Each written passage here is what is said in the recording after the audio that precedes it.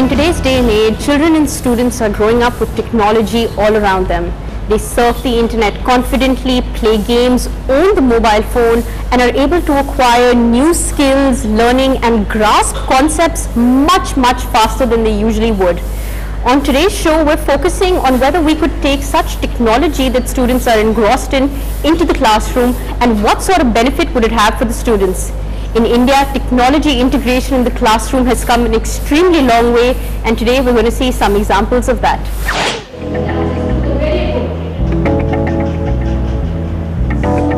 Technology is something that touches all parts of our lives. Our homes, our communities, and our work. However, most schools lag far behind when it comes to integrating technology in the classroom. In recent times, educational institutions have understood the benefits of having technology in the classroom, and that does not mean simply having a computer. Integration of technology in the classroom goes beyond teaching basic computer skills and software programs like Microsoft Word and Paint. It means using technology in the curriculum and as part of the syllabus to achieve certain goals. For example, this.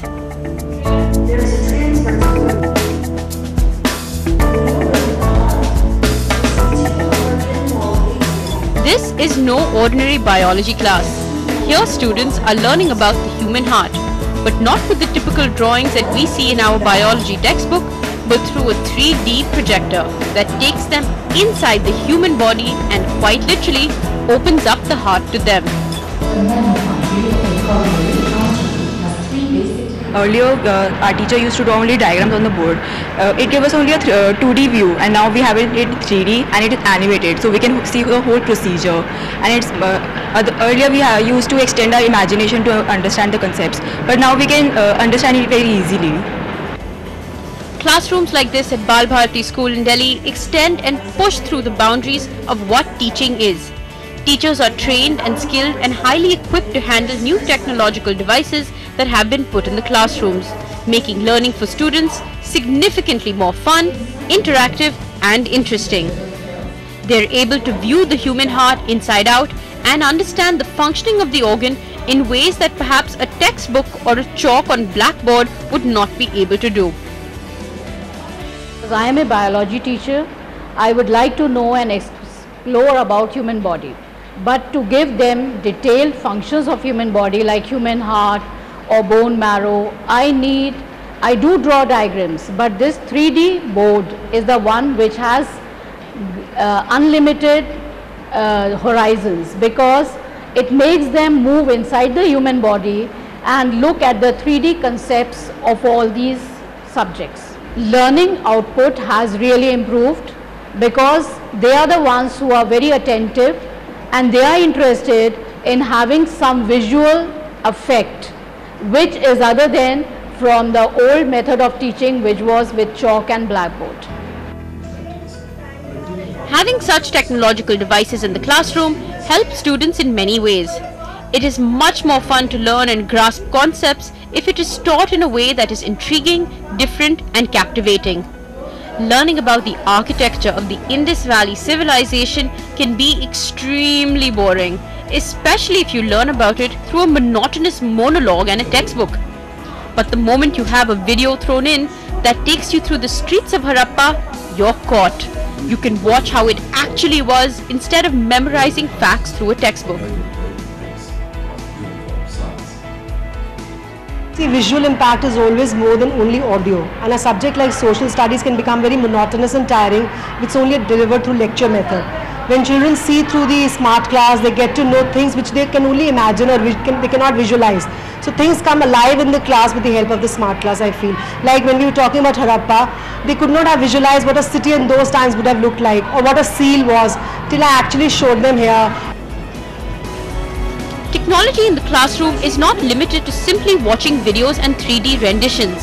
Subjects like mathematics can be taught through the smart boards, making topics like geometry more fun. Gone are the days when teachers place protractors on the blackboard and struggle to use a compass on the blackboard with a piece of crumbling chalk. technology has done a great deal for our teachers.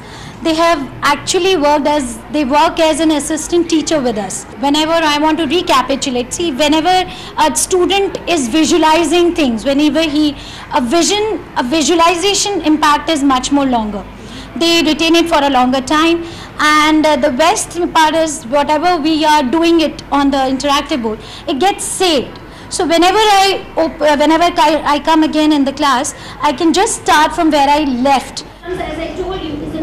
Technology also changes the way teachers teach, offering educators effective ways to reach different types of learners. The thought was that the children are so exposed to technology these days, and they are aware of so many things, that unless we bring in technology into our education also, then we will be lagging behind. And secondly, the teachers need different tools to make their teaching meaningful and interesting. So technology is one of those tools, and basically it is a tool available in the classroom, but ultimately the teacher has to see that how the tool is to be used so that it gets integrated into the lesson itself. This is only a small view of the possibilities that technology offers education. Smart boards and 3D labs and other audio-visual equipment are just one way of enhancing the learning experience for students. There are many other hardware and software tools that are readily available. Jwana Technologies is Microsoft's partner when it comes to distributing Microsoft's educational technology equipment in the country. Some of the technology that is being developed by them involves making learning more interactive. A teacher posts a question, and students can answer the question by logging in from whatever device they want. Software saves the student's replies, later helping the teacher in evaluating the student when it comes to class participation. Tablet has various uses. One, it is user friendly, it is just on your hand, right? And what we do now, we ask the teachers to have the tablet connected to your board, right, whichever interactive board, smart board, and you can go around the classroom with your tablet, working on it, and whatever you are showing comes on the smart board. So you just imagine the amount of the interactivity that we bring into the classroom, the amount of involvement that the children have, and then you don't have the problem of children not listening to you and not doing it. Most of the children also have in their houses, even if they don't own them, their parents must be owning, right? So whatever the teacher does, if you upload it on the Dropbox or on the Google Doc, the children are there, you can open it, you can get an access to it, right? So tablets are the future of India now, right? And technology integration of tablet and smart board is what is the need of the hour. In India, there are many education technology companies that have come up in the last decade, all aiming to introduce hardware and software in the classroom in a manner that enriches and invigorates students. Yeah, if you look at schools across the last decade, when essentially technology has really surged inside the classrooms. The last 8 years back, 9 years back, if you would go to a school and show a concept like SmartClass, the bigger questions were, should we, shouldn't we? But today, look at today, and any school that is there, it's unthinkable now not to have technology inside the classroom. So I think the question from, whether we should have it or whether we should not is completely erased. The question is really, how soon can we implement it? The question, therefore, is not whether there should be technology in the classroom, it is how we can leverage the opportunities that technology creates to prepare young learners for a globally connected and information-saturated world. Well, that was Kriti with the most student-facing angle of how technology impacts education. To talk about how it impacts systems and processes in schools, I have with me education expert and former CEO of Pearson, Shrikant Iyer. He also is a venture partner at Unitas Seed Fund. Shrikant, let's talk about the pain points that schools are really facing. Since you've been in this industry for quite a few years, what really do you see them as? There are quite a few pain points which exist today, which technology can try and solve. I'll try and list a few of them. The first and the largest problem, I think, is lack of good teaching resources. If technology can help in making a good teacher better and a very good teacher great, that is a fantastic option to have, and will benefit both the teacher and the students. A. B. If you look at student assessment today, technology can play a big role over there. Most of the assessments today are done either using pen and paper or are done on an ad hoc basis. I think technology can play a big role in having sustainable, scalable assessments so that we can benchmark our students across the state and then the country as to where they stand. Basically, the resources that are available in a schooling system are not very tech savvy even now. So it is very important that we either train them to use the systems, because for them it's Greek and Latin when we start, or we should handhold them for a certain period of time before the systems are in place so that they get comfortable with them. Any change requires sustained effort, and it's the same thing even with the school. Do you think there are enough startups or enough companies out there in India right now trying to disrupt the space? Yeah, I think education is a big problem to solve, especially in a country like India. So there are lots of companies who are and mostly startups who are trying to disrupt this space, and that's a fantastic sign, because fresh thinking is required in this space. New kind of technologies are required in this space, and what better than have a startup to do something like this. And what kind of challenges would these particular startups face when it comes to solving these tech challenges? I think the primary problem that tech startups will face is the following. Education is a long gestation period business. It's not like opening a restaurant or a hotel or something like that, where you open it and then you start. It takes time for your product to get recognized and for your brand to get recognized and for you to scale up. So till that period of time, startup needs to be funded and needs to sustain itself. That is the biggest challenge. Finally, what is the future of tech integration in schools itself? What kind of tech do you see coming out? I see a lot of tech which is teacher focused coming out. What I would like to see is reasonable amount of tech which is also student and parent focused to come out. I think that area is one area which has been underserved a little bit so far, and I hope to see in the near future some great products coming out in that space. Thank you so much for joining us today. Thank you.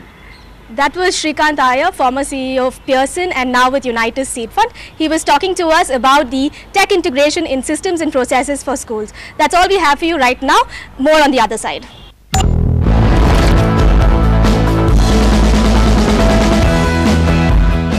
Heads Up presented.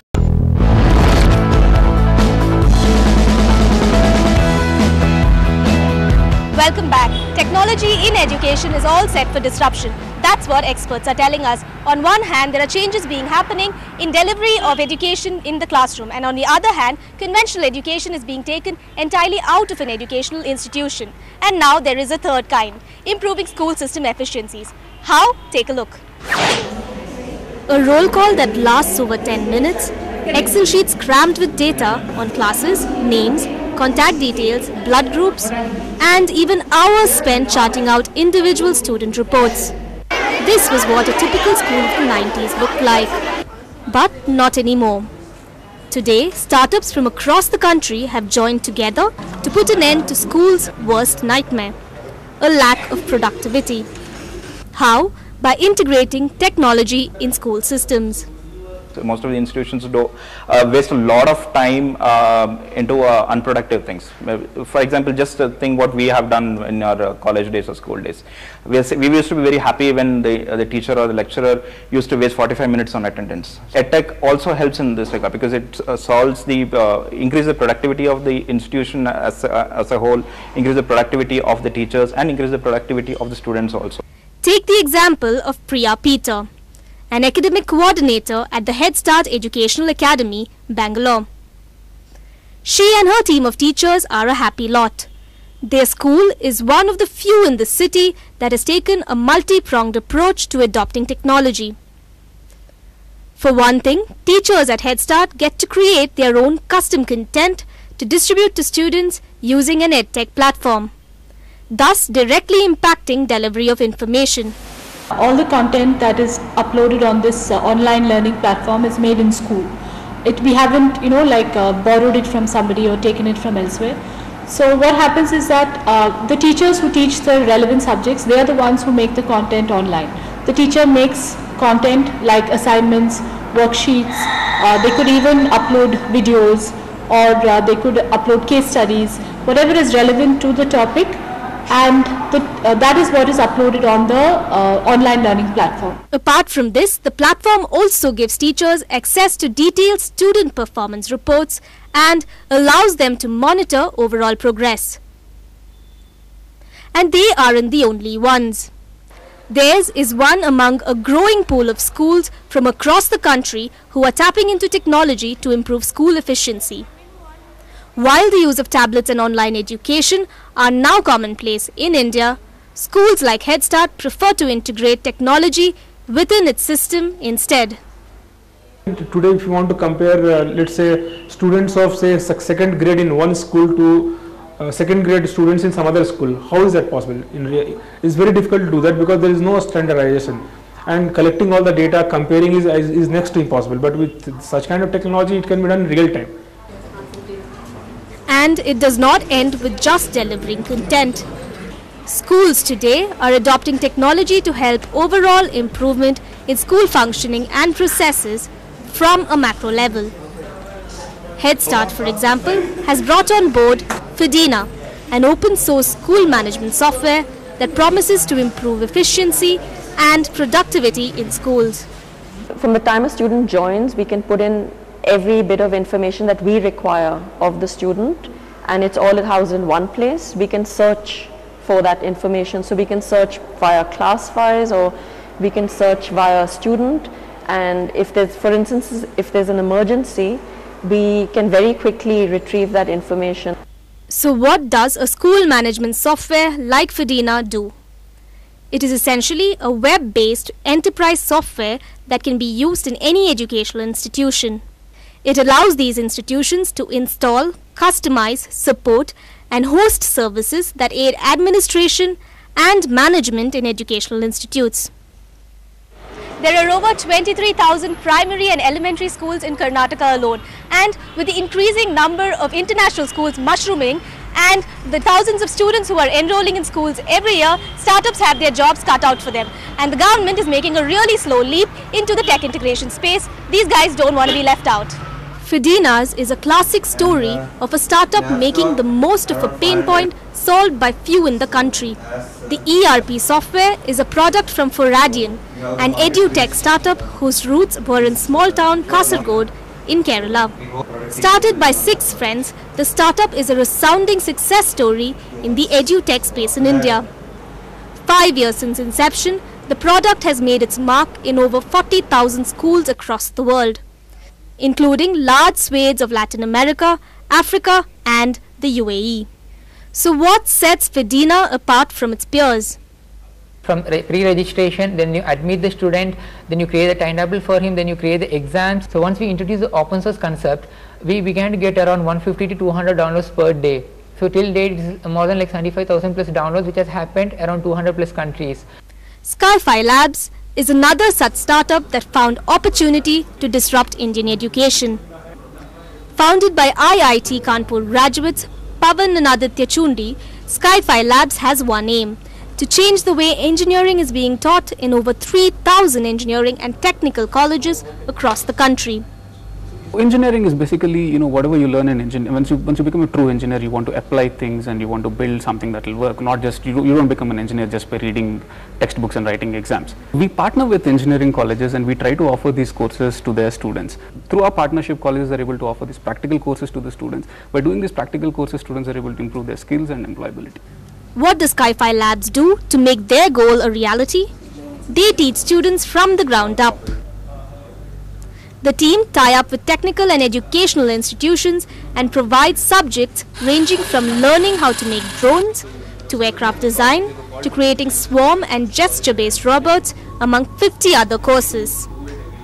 Sky-Fi Labs targets Tier 2 and Tier 3 cities and has collaborated with colleges like NIT, Shastra, and with organizations like Boeing to conduct their courses. All this at nominal costs. We try to work in places not like Bangalore or Bombay, but more like places like Chitradurga and Erode and Salem and places like that. Why? Because that's where the students really don't have the opportunities to do well. We're developing this particular robot, for example, we're doing it for 10,000 students, not for 50-60 students. So when a college tries to do it, they have to do it only for 50-60 students. So obviously the cost is going to be much higher in that case. While startups are trying to improve the efficiency of schools using technology, experts say that there are still a few major challenges lying ahead of them. One of the biggest ones is trying to make the admin and teachers of the schools understand and use the technology being integrated in these educational institutions. That's all we have for you on the show today. Thanks for watching. Want to develop an app? Find out how. Tomorrow on Heads Up at 6:30 p.m. only on NDTV Prime.